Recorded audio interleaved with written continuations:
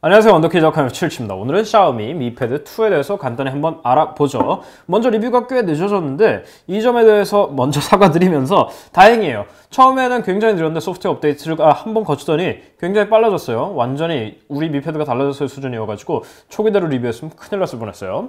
자, 먼저 디자인부터 봅시다. 위쪽에는 5 megapixel 전면 카메라가 있고 7.9인치 디스플레이, 메뉴 키를 빙자한 멀티태스킹 키가 있어요. 디자인을 아무리 봐도 재고떨이 같긴 한데 이건 기분 탓일 거예요.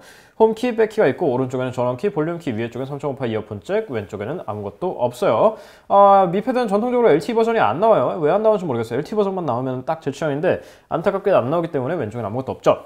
뒤에 쪽에는 USB Type-C 포트가 있고 USB Type-C가 계속 늘어나고 있죠. 휴대폰도 그렇고 특히 타블렛에서 계속 늘어나고 있는데 이쪽에 나사가 두 개가 있고요. 뒤쪽에 8 megapixel 카메라가 있고 이쪽에 2차 마이크, 그리고 샤오미 로고가 있고 뒤쪽에 자랑스럽게 디자인 바이 샤오미 인 베이징이라고 써 있어요. 요거를 여기다가 굳이 박아 놓을 만큼 디자인에 자신이 있다는 모양인데 굉장히 신선한 아이디어죠. 뒤쪽에 스피커가 있고 스피커가 꽤 괜찮아요. 아이패드 것처럼 베이스가 쩌렁쩌렁 울리거나 하지는 않지만 이 정도 가격에서 나오기에는 충분히 괜찮은 성능이어가지고 더 아쉬운 거 하나는 이게 스테레오로 박혀있는데 차라리 이게 이렇게 박혀있든지, 어차피 디바이스로 영화를 볼 때 동영상을 볼 때 이렇게 볼 테니까, 아니면은 이게 이 아래에 박혀 있었으면 좋았을 텐데 뒤에 박혀 있으니까 막히는 거는 막힌 대로 막히고 뒤에 있으니까 소리가 이렇게 퍼져요. 이렇게 퍼지고 스테레오의 의미도 거의 없단 말이에요. 그래서 여기 있든지 이렇게 있든지 했으면 좋았을 텐데 굉장히 아쉬운 부분이에요. 스피커가 괜찮아서 더더욱. 자, 이렇게 보면 디스플레이인데 디스플레이가 생각보다 꽤 괜찮아요. 제가 좋아하는 4:3 비율이에요. 사실 16:9보다는 16:10이나 4:3을 저는 훨씬 좋아해요. 특히 타블렛에서는, 휴대폰은 그럴 수 있어요. 근데 특히 타블렛에서는 어차피 웹서핑 등을 주로 하게 되는데 웹서핑을 주로 할 때 괜히 길쭉한 것보다는 딱 이 정도 비율이 좋거든요. 그래서 저는 이 정도 사이즈를 굉장히 좋아하는데, 더불어서 디스플레이에 여기 독서 모드가 있어요. 독서 모드가 있기 때문에 이렇게 화면을 누리끼리하게 미리 선택해둔 앱에서 누리끼리하게 할 수 있든지, 그리고 여기 화면 색깔을 갖다가 차갑게 또는 따뜻하게 바꿀 수 있고 채도 또한 조절을 할 수 있어요. 위에 쪽에 바뀌는 게 보이죠. 디스플레이 품질은 충분히 괜찮은 편이에요. 그리고 방금 보신 것처럼 이렇게 두 번 두드려서 켤 수도 있고, 요즘은 다들 들어가는 기능이죠.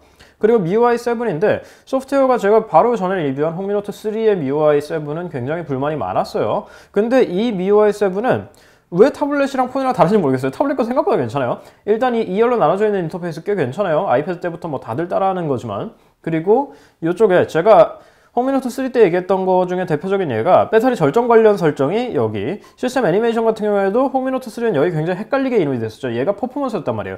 얘는 정직하게 시스템 애니메이션이고 설정이 5개에 걸쳐 있던 홍미노트 3와 달리 얘는 그냥 여기에 앱별로 설정하고 그냥 전망적으로 뒤쪽에 백그라운드 앱을 죽이는 거를 오프, 스탠다드, 어드밴스드 요거가 끝이에요. 5개에 나눠서 걸쳐져 있는 홍미노트 3보다는 훨씬 깔끔하게 정리가 되어 있다. 왜 이게 메뉴맵이 다른지는 전혀 모르겠지만, 멀티태스킹 같은 경우는 이것도 이렇게 하든지 늘릴 수 있는데, 이거 보는 것도 똑같은 화면이어도 홍미노트 3에서는 굉장히 답답하고 촌스러워 보였는데 이거는 여유가 있으니까, 타블렛 화면에 여유가 있으니까 꽤 쓸만하다는 생각이 드는 화면이에요. 이렇게 해서 다 키를 할 수도 있고, 그래서 MIUI 7이 전반적으로 타블렛 쪽을 휴대폰 쪽보다 훨씬 신경을 많이 쓰지 않았나. 그리고 디자인 자체가 훨씬 타블렛에 잘 어울리는, 이런 아이콘들 배열이라든지 위젯이라든지 하는 게 타블렛에 있을 때 훨씬 여유가 있고 잘 조화됐다는 느낌이 들어요. 사실 저도 쓰면서도 꽤 신기한 부분이에요. 물론 이렇게 열리는 부분들 같은 경우에는 어디서 많이 보고 배운 느낌이 나는 건 어쩔 수 없죠. CPU 부분에서는, 하드웨어 부분에서는 인텔 아톰이 들어가 있죠. 스냅드래곤이 아니라. 그래서 아톰 X5 Z8500이 들어가 있고 신공정이에요. 그렇기 때문에 공정도 많이 미세화가 됐고 2.4GHz의 쿼드코어 프로세서란 말이에요. 생각보다 괜찮아요. 예전에 미패드 1 같은 경우에 테그라가 들어가서 굉장히 속을 많이 썩었었는데 아톰 프로세서가 인텔이 많이 밀고 있죠. 그러니까 사실 X86을 갖다 어떻게든 많이 팔아야 돼요. 인텔은 돈을 벌려면.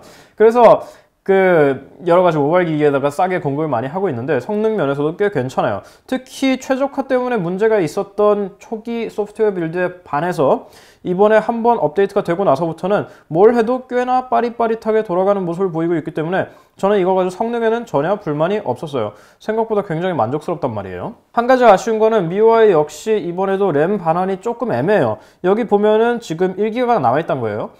전체 용량 2GB 중에 아무리 써도 애지간하면 한 600-700MB 가량은 남아있어요. 근데 런처를 갖다 커스텀 런처를 설정했을 때, 저는 노바 런처를 가끔 쓰는데, 자주 써요. 노바 런처를 쓰는데 런처가 죽어있는 홈딜이 걸린단 말이에요. 사실 홈딜이 이 정도 사양에서 걸린다는 건 좀 굉장히 이상한 부분이기 때문에 꼭 수동으로 죽이지 않게 설정을 해두셔야 될 것 같아요. MIUI가 좀 정책들이 순정 안드로이드랑 다르게 굉장히 이상한 부분들이 많이 있어요. 사운드 같은 경우에는 아까 말씀드렸다시피 뒤에 스피커가 굉장히 괜찮은 편이에요. 그리고 이쪽에서 오디오 이퀄라이저를 킬 수 있죠. 그동안의 다른 샤오미 이퀄라이저보다는 꽤 괜찮은 편이에요. 하지만 이퀄라이저 애지간하면 그냥 안 키시는 게 좋지 않을까 싶어요. 그리고 배터리는 모든 절전 모드를 끄고 썼을 때 화면 켜짐 5시간 정도가 갔어요. 상당히 대용량의 배터리가 들어가 있다는 걸 생각을 했을 때 화면 켜짐 5시간밖에 못 간다는 건 조금 의아한 부분이긴 하죠.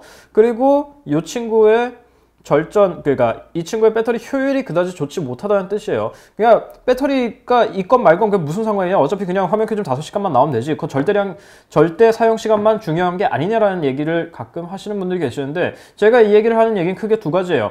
배터리가 대용량을 넣어서 효율이 떨어진다는 거는 같은 화면 크기에 비해서 배터리를 많이 넣어야 된다는 거예요. 배터리는 공짜로 넣지 않죠. 배터리를 넣으려면은 단가는 제가 신경 쓸 부분이 아니지만 크고 무거워져요. 특히 홍미노트 3가 왜 무거웠는지를 생각해보면 그 결론이 나오겠죠. 그리고 두 번째로는 충전 시간이 오래 걸려요. 효율이 낮기 때문에 오래 충전해서 짧게 쓰는 거를 칭찬할 생각은 추워도 없어요. 그렇기 때문에 효율이 낮은 건 어쨌든지 간에 욕을 먹어야 싼 거예요. 확장이 안 된다는 것도 사실 좀 불만 중 하나예요. 16기가는 64기가인데 64기가는 윈도우 모델도 있어요. 윈도우 10이 돌아가는 게. 근데 사실 16기가는 조금 애매한 구석이 있거든요. 그렇기 때문에 마이크로 SD 카드가 당연히 들어갈 거로 생각을 했는데, 요즘 안드로이드 기기들이 뭐 삼성이 하니까 우리도 해도 되겠지라는 마인드인지 여기저기 마이크로 SD 카드를 빼고 있어서 이 친구는 마찬가지로 확장이 안 돼요. 얘기가 나와서 말이지만 카메라 같은 경우가 거의 유일하게 렉이 걸린 부분이 아닐까 싶어요. 카메라 화질은 괜찮은 편이에요. 전 후면 다 타블렛에 탑재된 것 치고는 생각보다 나쁘지 않다. 한 가지 불만은 전후면 전원이 겁나 느려요. 겁나 느려요. 다시 앞으로 돌려도 겁나 느려요. 자, 이렇기 때문에 이게 거의 Mi Pad 2에서 렉을 발견할 수 있는 유일한 부분이 아닐까 싶어요. 그리고 현재는 내수용밖에 없기 때문에 해외로 구매를 하시면은, 그러니까 아마 대륙에서 올 거예요. 대륙에서 구매를 하시면 플레이스토어를 판매자가 따로 설치해 준 경우가 아니라면 직접 플레이스토어를 설치를 하셔야 되고, 보시는 것처럼 지금 글로벌 롬이 안 나와 있기 때문에 순정 메뉴에서는 영어, 그리고 중문, 정체, 간체 이렇게밖에 안 들어가 있어요. 그렇기 때문에 메뉴가 한국어로 나오지 않는다. 지금 보시는 것처럼 제가 여기 설정을 갖다가 한국어로 설정을 해서 한국어 오케이를 설정해 놨기 때문에 서드파티 앱이라든가 여기 날짜 부분에서는 한국어로 나오는 걸 보실 수 있죠. 이런 지원된 앱에서는 한국어로 뜨죠. 그리고 브라우저 같은 경우에 아까 소프트웨어 얘기를 하다가 잊어버렸는데, 이쪽에 패드, 폰, 데스크탑이 있어요. 레이아웃을 갖다 바꿀 수 있는 기능이 있어요. 그러니까 유저 에이전트를 바꾸는 거죠. 이 기능이 바로 네이티브로 쉽게 꺼낼 수 있다는 점은 굉장히 만족스러운 MIUI의 꽤 마음에 드는 기능 중에 하나였어요. 그래서 전반적으로 꽤 만족스럽게 썼는데, 그래서 이걸 한국에서 사야 되냐라는 질문이 하나 남았죠. 한국에서라는 기준이에요. 자, 요거가 얼마였지? 요 999원인가요? 999원이니까 9만원 정도 하는 거예요. 배송비에 세금까지 포함하면은 그거보다 조금 더 넘을 것 같아요. 한 2, 3만원 정도 내야 되나? 그 정도가 될 것 같네요. 그 정도 가격이면은 가성비가 좋나라고 하면 조금 애매한 구석이 있어요. 왜냐면 당연히 이런 친구보단 좋겠죠. 당연히 이런 거보단 가성비가 좋겠죠. 가격이 2배 가까이 되니까. 근데 지금 나오는 다른 중국제 타블렛을 생각했을 때 뭐 테클러스트라든지 뭐 그런 친구들, 최근 유행하는 듀얼 부팅, 그런 계열을 봤을 때 이걸 가성비가 좋다고 말할 수 있나? 기계 자체는 꽤 만족스럽거든요. 사실 저는 이런 4대3 비율을 굉장히 좋아하기 때문에 이런 비싼 친구에 비해서 저렴한 대안이 있다는 건 굉장히 반가운 일이에요. 근데 절대적으로 봤을 때 이게 가성비가 좋다고 할 수 있나라는 거를, 그러니까 상대적인 가성비가, 그거는 조금 답변하기가 애매해요.